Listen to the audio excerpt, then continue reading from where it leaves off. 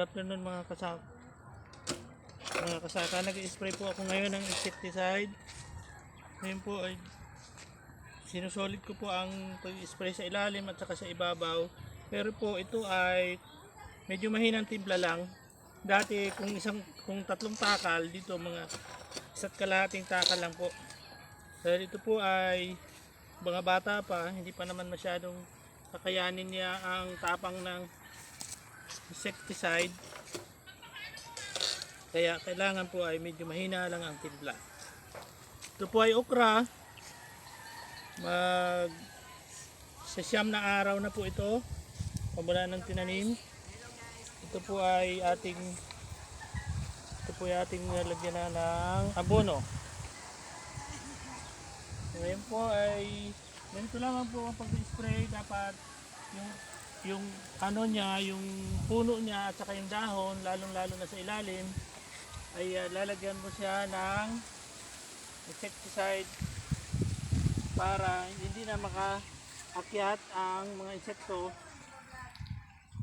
Ito po ay proteksyon para tumaba ang kanyang dahon at ang kanyang puno ay hindi maakyat ng mga insekto.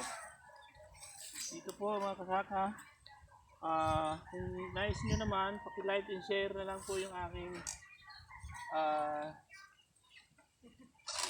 vlog. Yan. Maraming salamat sa nag-assist sa akin ngayon dahil ako po ay na-assist niya. Ito po ay yan, nakikita naman may mga lumalabas-labas na mga hanip. Ang ginagamit ko pala dito ang insecticide ay gold. Ito po ay maganda. Marami siyang dala na mga insekto. Yan, kaya niyang kunin po ang mga white flies. Yan.